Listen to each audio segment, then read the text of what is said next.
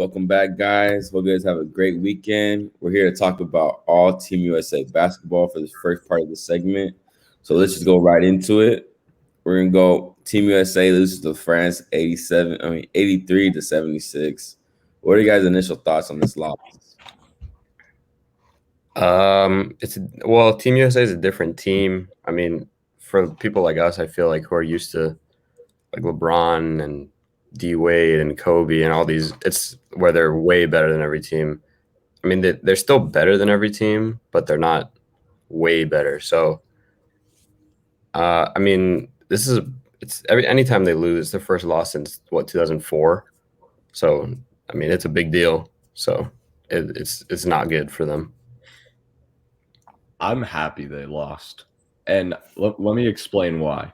Because I feel like for the past few years, we've been watching an NBA that has been – it hasn't really been basketball, in my opinion. I feel like people have fallen in love with the three-point shot too much. I feel like players aren't really getting aggressive and going to the hoop. I feel like they're just playing – they're exploiting the game, if that makes sense. They're looking for fouls. They love to get people in the air and jump into them to get three free throws, or to have those pull through moves where someone has their hand in and rip through and then get a foul. It's smart, but it's just not how basketball is being played or how it's supposed to be played. And so now that they've gone overseas, I feel like these refs are taking notice of that, and they're not going to call it. They don't want to do that. And so the players, I feel like they're not playing the right basketball. The other players are, and they're just doing better. They know how to adjust to it. I would say when you're talking about that, I'd say that it's more physical for sure. European play, just because the refs seem to swallow the whistle more, and which players complain the most? The NBA players, because they're giving the most out of every other player that's there currently at the Olympic.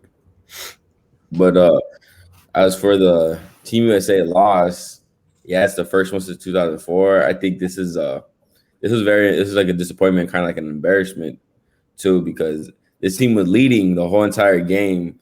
I want to say they were up double digits within during the fourth quarter, and then they just let it slip. With all the closures on this team, no one seemed to close it out, and I think that the problem is that everyone is being passive, or no one wants to step on each other's toes. Whereas before, we've seen the last three teams, we understood who that closer was. In 2016, we knew the ball was going to Kevin Durant. In 2012, we knew the ball was going to LeBron James. In 2008, we knew the ball was going to go to Kobe Bryant. So with this current team, we know the ball should be going towards Kevin Durant's direction when it's crunch time. But I don't know why he's not being assertive, or if he wants to just say, hey, someone else wants to take it, like, I'll give you the ropes. So on that fact, it's just, I think it's them being way too passive and wanting to be buddy and friendly with each other rather than the natural killers that they are in the league. So on to the next topic. Is it panic time, or is it too early to panic? I mean, I think Team USA is still going to win it all. I think there's a smaller gap between the skill levels of the teams now, but I think they're still just too good. So I don't think it's time to panic. I mean, I guess this loss probably is good for them. Like Prabhat was saying, like it kind of shows them that they're beatable. So maybe they will take every game seriously now. Not that they weren't before, but they'll just take it more serious. I think Durant will probably step up and become like the sole closer, if not Damian Lillard too. I think it's those two guys that have to kind of assert themselves, but I don't think it's panic time yet. Yeah, I wouldn't say so either. I think it's too early, but they've got to win their next game. If they don't win their next game, then you got to start looking at things like, ooh, what's going on? Because they lost two of their exhibition games, and so overall their record in the Olympics right now is 1-3, I think, or 2-3. I'm not sure. I know that we've lost 3 games so far. So yeah, I'd say all these losses that they've picked up so far, just look at what's went wrong and just find a way to win games because it's the Olympics. I mean, and they are the best team by quite a bit. There's not a team there that's better than them. So they've just got to look at it and be like, we're the best team here. We've got to start playing like it too. So I wouldn't worry yet, but it's time to pick things up. I'm kind of on the opposite. I'm the opposite end of the spectrum. I think it is time to panic because like you brought up, probably they lost a couple times in the exhibitions. Their first game they lost to Nigeria 90-87. Next game they lost 91-83 to Australia. They came back against Argentina. And the game against Spain, they were losing throughout the game, but then found a way to come back in the end. So I think they're building some bad habits that they need to get out. And my number one problem is lineups, honestly. With Bam Adebayo at the center and Draymond Green at the power forward, I don't think that's a working formula. Because both players are the same type of players. They're big, so you can dribble the ball and are playmakers generally. Can't really shoot. They're not going to kill you with their shot. Can they shoot? Yeah, they can shoot. But are they going to kill you with your shot? No. They're mostly drive to the basket, either get a layup or a kick out for the three. So I think just between those two, it's a lack of shooting out there. And what's this team was built generally around shooting for scoring, not to play defense, but more I'm gonna outscore you in a sense. And I just want to bring up these stats from yesterday's game against France. Field goal percentage. France 46.8, Team USA 36.2. Oh my gosh. This is what the difference was. France had 27 3-point attempts, and they made 8 out of them. The U.S. shot 5 more threes at 30. So the U.S. was 10 for 32 from 3. So 5 more threes just to make 2 more shots. And they lost by 7. So you guys can put that how you guys want. Free throws, 17 for 24 for France, 6 of 21 for the U.S. Oh. So they're shooting more free throws. They're shooting less threes. Regular field goals, 29 for 62. The U.S., 25 for 69. It's not good. Turnovers, France 14, U.S. 12. Defensive rebounds, 33 to 25, U.S. So that's Rudy Gobert. In total, it's 42 to 36. That's just Rudy Gobert, and I think the U.S.'s lack of height. Because the only other 7-footer besides Kevin Durant on that team, I want to say, is JaVale McGee. Yeah. So, and other teams do have 7-footers. They have some physical 7-footers as well. You think about, is Serbia in it in the Olympics? Yeah, Serbia. So yeah, you get him. And who knows if they have to go against Jokic? They got to go against because we saw how Pau Gasol abused them for a short time in the Spain game. So I think it is time to panic. I think the lineups have to change. I think the lineups have to change. I think there needs to be more perimeter shooting out there, and so they need to find out what their roles are because that's honestly what's going to be the killer of all this. When players don't understand their roles or who they are or what their job is on the team, they're gonna get confused. They're gonna try to do things that they shouldn't do, and that's gonna be the root of all this destruction if they were to lose. Okay. And the last topic on this subject: who does this loss fall on the most? Ooh. I mean, it's all of them. But if we're picking one, I think it's Durant. Just because he's the best player on the team and he's from like the older generation of Team USA's. So he kind of knows what it takes to beat all these foreign team or the international teams. So I mean, I think it has to be him since he's the best player. I mean, he had the last important play of the game when they were down 2, I think, and they had like 4 3-point attempts on one possession, and he missed one. Drew Holiday missed one. I think Zach LaVine missed one. They were all pretty open shots. So, I mean, it could be anyone, but I would say Durant. I'm actually not going to pick a player. I'm going to go Greg Popovich. I don't think that this team has been coached very well. I don't think they've adjusted to the international basketball very well. Honestly, I'm disappointed with the way that the U.S. has failed to take advantage of the international stage because there's a huge discrepancy between the U.S. and the rest of these guys. Not to say that the rest of these guys can't play; they're professional players, but the U.S. has been number one in basketball in the world for a long time, and look at the players. I mean, they're still far and wide the best. So I think Popovich has got to figure something out to get these guys to adjust because so far it's kind of just been the same thing over and over again. And I don't think there has been enough adjustment. I think KD and Dame have consistently been underscoring. And like you said, the lineup of Draymond and Bam Adebayo hasn't really been working. So I'm looking at Popovich. I'm saying he's going to change some things up, honestly. For me, I'm going with two players actually. Oh, I gotta go with Damian Lillard and I gotta go with Kevin Durant. Combined shooting 7 for 22. 3 points, 3-point shots, 4 for 15. Combined points, 21 points. Oof. That is not good whatsoever. Like that's horrible for their standards. And especially because those two are the most, if not the most dynamic players on this team. Though, if anyone's able to get hot, they can go on a run. It's those two.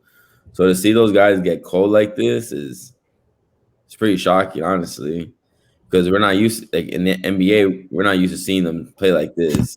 We're used to them being the leaders. Of course, they're taking the most shots because they deserve that right, but not in the fact that they're missing these amount of shots and scoring such little amount of points. So I think again, this has to do with they're finding out who everyone is on the team, understanding like each other's roles. Because compared to every other team out there in the Olympics, this is the most talented team out there, and rightfully so because America has always had the superior talent, whether that be like through physical capabilities, be able to shoot better. I'll say that the Europeans have much better fundamentals than America does, but fundamentals can only take you so far, whereas talent can. And the same thing could be vice versa. Talent can only take you, or talent can only take you as far if you don't work hard for it. So it's vice versa. But the U.S. is a superior talented team. I just think individually, each of these guys are amazing and can take on anyone.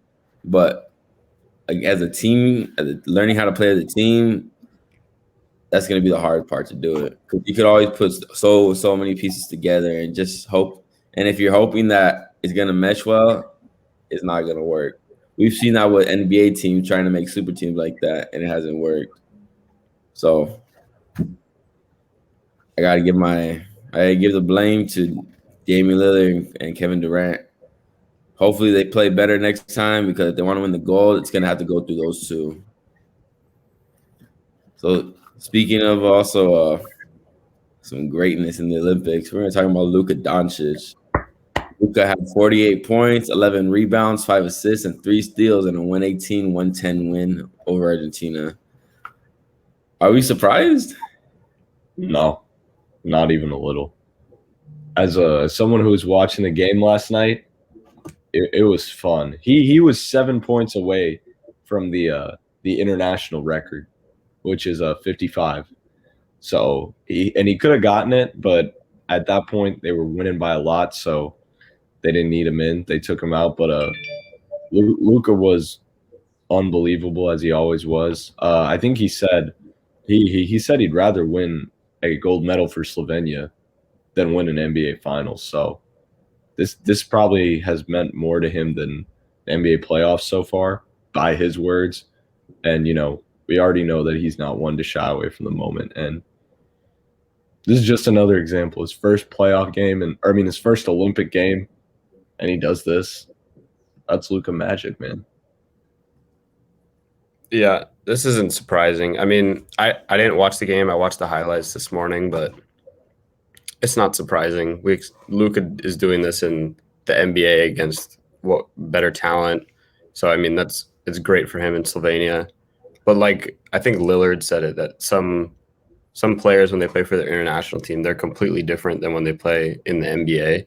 And I'm not Luka's obviously the same in both, but like you're saying about him wanting to win with Slovenia, like Slovenia could win because I mean he's obviously one like top 5 player in the Olympics right now, but the rest of his team probably aren't scrubs.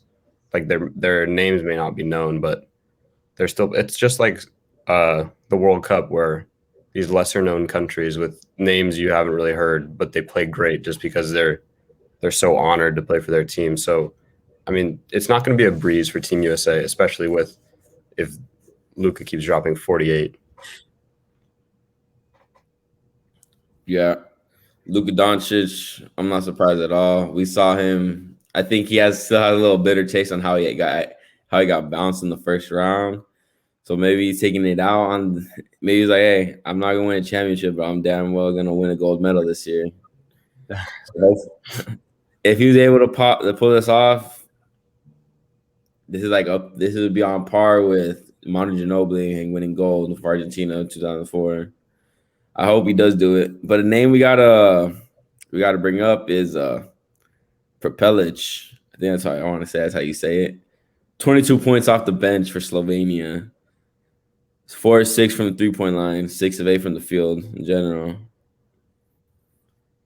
No, man, you said Mike. Like we may not know these names, but these guys can play, and just to have like the honor and that pride to play for your country, something that's the only motivation you need. Because once you put that jersey on with your country and your flag colors on, it's just something about it that changes you and turns you up. So glad to see that Slovenia won. They're my dark horse to win it all. I hope Luka does it because for his legacy and just the legacy and just for basketball in general. Can you think that like 22-year-old comes in, does all his magic in the Euro leagues, moves to the NBA. He's taking over the NBA, honestly. And it's just the beginning. First Olympics, goes to Japan, goes to Tokyo, comes back with the gold. Can't write any better than that. That'd be crazy. He's on his way to do it right now with the way he's playing. Only 22 years old, and me personally, I would also take a gold medal over a championship any day. Just that be able to represent your country and come back with the gold day. Give me that type of parade any day. So now we're gonna go to some NBA news. So Lakers are looking for a point guard, and it's because they want to lessen the road on LeBron James. We saw this back in 2020 when they added Rondo, when they brought Rondo back, and it had its success here and there, but now LeBron's entering year 18 or 19, one along those lines. One of the teens. Yeah, one of the high numbers, about to be almost 20. So they're looking to lessen the work and the role and all that stuff on LeBron James. So here's some possible people that might be coming to the Lakers. Yeah, Chris Paul, Lonzo Ball, Kyle Lowry, Russell Westbrook, Malcolm Brogdon, etc. Out of those 4 or out of those 5, who do you think is the best fit and the most realistic that the Lakers can get? For me, I think everyone want to see Chris Paul or Westbrook on the team just because they're the biggest names there. But I think the best fit would be Brogdon.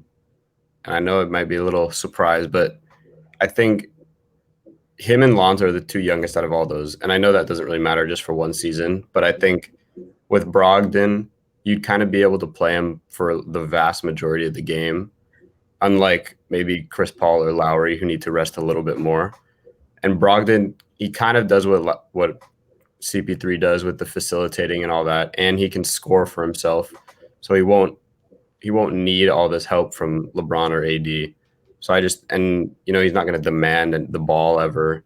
He's just going to be there when they need him. So I don't know if it's going to happen. I actually think the most likely to happen is going to be Westbrook for some reason. I just feel like they're going to sign him out of nowhere or trade for him. But I think Brogdon would be the best for the Lakers.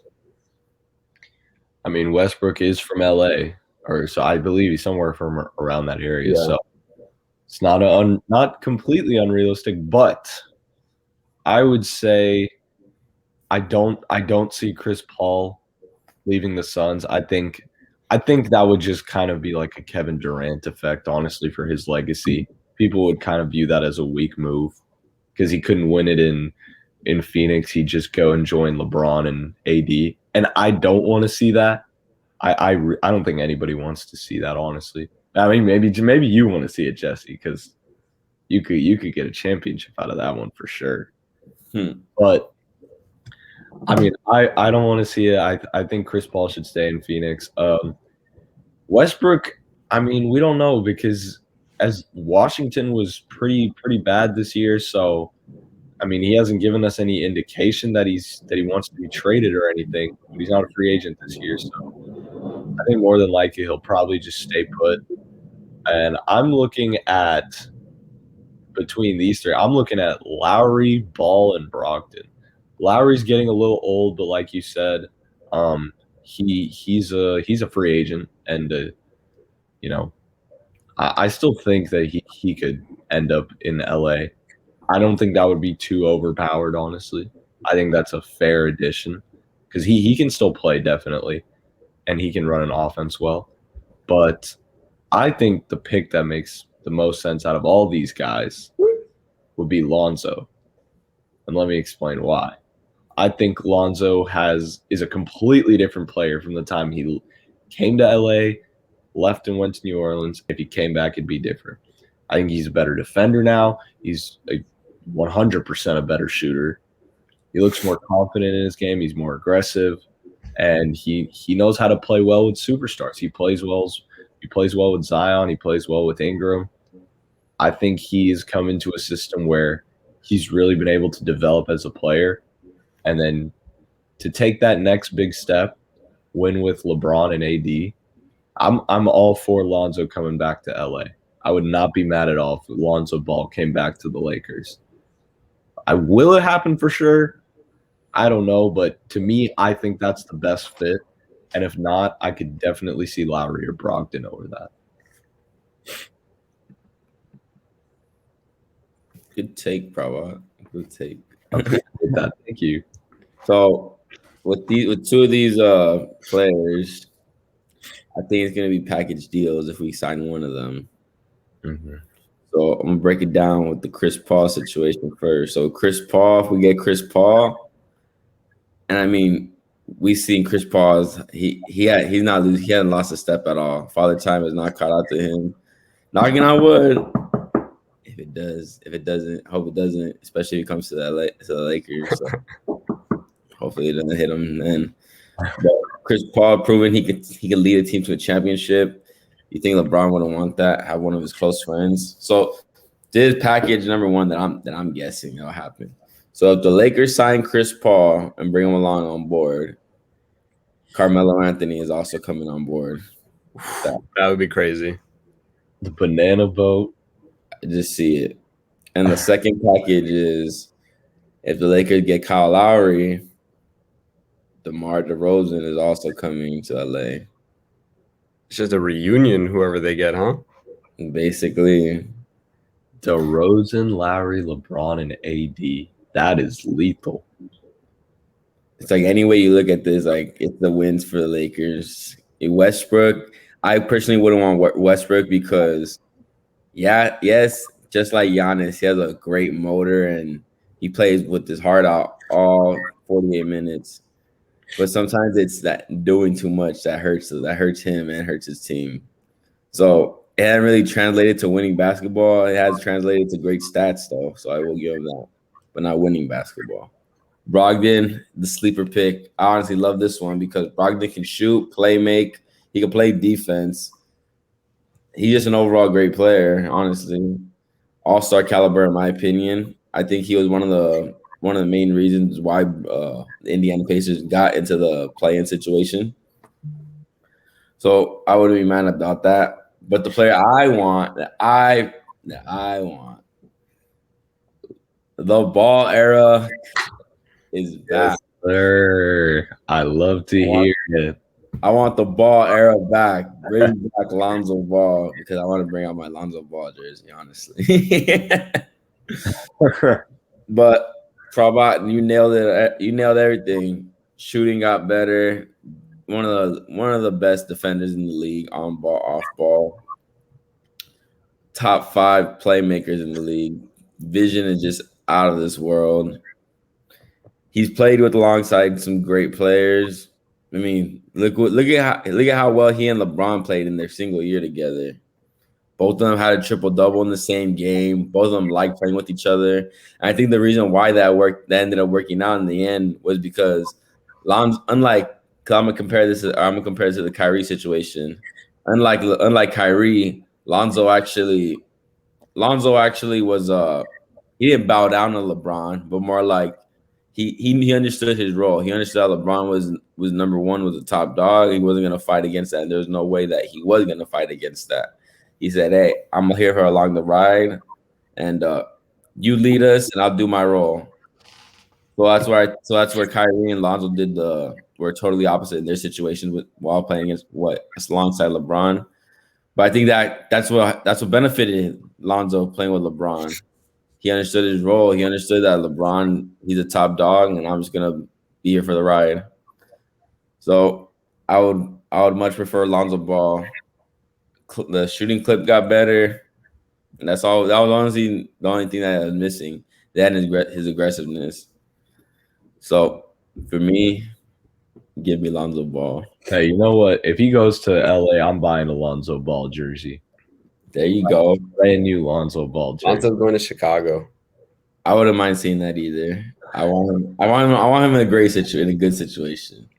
So the other player I did talk about Westbrook, but I think this next topic has to do with Westbrook if he does get traded to the Lakers.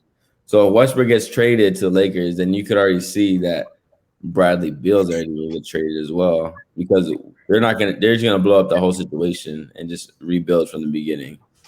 Well, let's go to the Bradley Beal, because it's reported that he may ask for a trade soon. So which team do you think makes the most sense for Bradley Beal? The Warriors, Sixers, Heat, or Hawks? But these are the teams that are in contention for him as a trade partner. Oof. It's kind of tough. Yeah. I feel like I don't know if – I mean, obviously they're all going to try and get him, but I don't know if Beal really fits into the Heat system, because I don't think he fits into the Heat. The Hawks – I don't know if he fits into the Hawks either. So I would say it's between Sixers and Warriors. I wouldn't be surprised if the Warriors get him, and then that's their front three, that would be pretty crazy. They would just add another, it's like the new Splash triplets or whatever they'd call themselves. But Sixers, I think Sixers are going to go, I think they're going to get Kyle Lowry. I think they're going to try and sign him. So, I mean, I really don't know which one makes the most sense out of those two. So I'm just going to pick the Warriors. Oof. Yeah, no, this is tough. Personally, I don't want to see Bradley Beal in Golden State, because, I mean, I just feel like you just got the scoring champ, and then Bradley Beal, the runner-up scoring champ, and Klay Thompson's coming back. That would just be ridiculous. I don't know how you'd stop that. And if anything was proven to us this year, it's that Steph Curry does not need a second leg to be effective. He almost got them in. So, oof, I don't know. That could happen, but I don't want to see it. For me, I also agree, Michael. I don't think he's a great fit for the Heat. They're very defensive minded.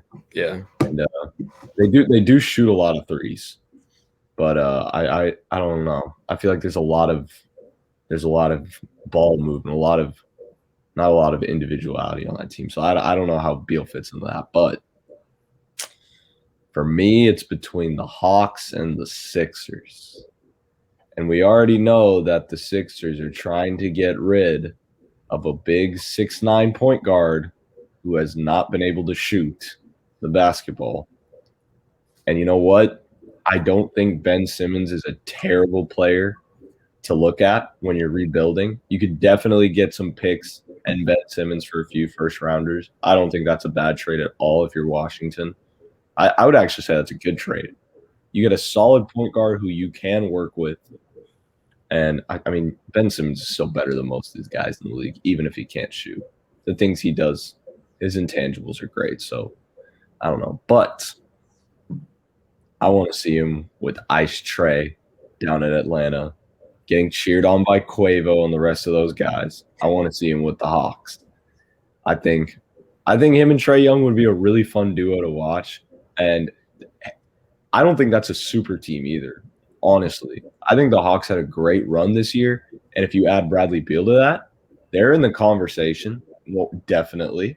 And I think it'd be really fun to see those two get on the court with each other and play some games. I would love to see Bradley Beal in a Hawks uniform. I don't think that's too out of control. And I think that'd be a fun backcourt, definitely. I gotta go with the Sixers right away. I mean, Bradley Beal. I mean, if you think about it, Bradley Beal's a dynamic scorer, and you got the dominant big man in there in the post and Embiid. You have your perimeter guy and you have your big guy. Generally, in the past, that was the recipe for how to win a championship. Dominant big with an excellent perimeter player. So maybe that could be the recipe because they haven't tried that yet. They tried big fours, they tried big threes. Just Ben Simmons was always that one key that didn't help. That didn't help in the end. So I think if you get rid of Ben Simmons and you get a Bradley Beal in return, I think a trio of Bradley Beal, Tobias Harris, and Joel Embiid, I think that's a deadly duo. That's a really deadly duo, especially say if they go against Brooklyn. I think that could be a who's who, whoever can get it type situation right there. If that were to go, because the Sixers, I think they messed up when they let go of Jimmy Butler because they thought he was the problem, but he actually was not. Because he went to the NBA Finals the next year, so I think this is their second chance. Like, okay, like we got rid of Jimmy. We have another opportunity where we might be able to get one of the best perimeter players in the NBA, in the world actually. So maybe this is their second chance to do it and to part ways with Ben because we already know what Ben Simmons is and how he plays and what we're getting. Bradley Beal, we also know what we're getting. He's a top 5 shooting guard in the league. He drops almost 40 points anytime he wants, any game. It's just, I think it's the perfect situation for both those teams. And I forgot to mention this earlier because I read this on Bleacher Report that his if he does request a trade, his number one destination spot is the Boston Celtics, only because of his relationship with Jason Tatum. Now, I didn't add this onto the rundown, but we got a little time. What do you guys think about that? Tatum and Beal taking over, and I kind of like it. I like it too. That would be the three of them with Brown would be a pretty. I think Brown would have to be traded if they did that. You think so? You think they would trade him for Beal? Is that worth it for the Celtics? I wouldn't do it. I wouldn't do it either. If they can somehow manage to not trade Brown and Tatum, and they have Beal, that'd be a fun big three to watch because they're all kind of the same position, but they can all play around. So it'd be like watching three of like almost the same player just dropping 30 on your team every game. Well, I would like it. I'd like to see it. The crazy thing is, you know how tall Bradley Beal is? How tall is he? I actually don't. He's only 6'3". No way. Well, then he can not play every position. So he's the shooting guard, but he's not a point guard either. Yeah, he's a scorer in a point guard's body. Yeah. Yeah, so, I checked out. I was like, he's got a big frame for a guy. Yeah, who's I didn't know. I thought he was like 6'6". I would have said the same thing. Oh man, well, you know what? I would have fun with that. I'm pretty sure Brown and Tatum would be untouchables for the Celtics. Those are two guys you want to keep. Those are guys that are going to win you championships. So if they do make a trade for Beal, I don't think they're going to touch those guys, but that would be something. And you know what? In today's league, the point guard doesn't have to always take the ball up. In today's league, I don't think that's the role. I think if you just substitute Beal in as a scorer, put him at the one position, not really facilitating like a one, that's okay. I mean, even though Brad Stevens stepped down, I think they can work something out with that. But yeah, that'd be great too. I would not be opposed to seeing him in Boston either. For sure. Yeah. Bradley Beal and Celtics would be something pretty spectacular to see. And it'd be another deadly big three that could go against Brooklyn. If you really think about it. If he buys into the system and plays defense. That if they get him, there's a lot of big ifs, but hey, that's what comes with the offseason, rumors and all this stuff, speculation. That's what our jobs are to do. See what makes some sense to us. See what makes sense in the basketball world and what we like to see.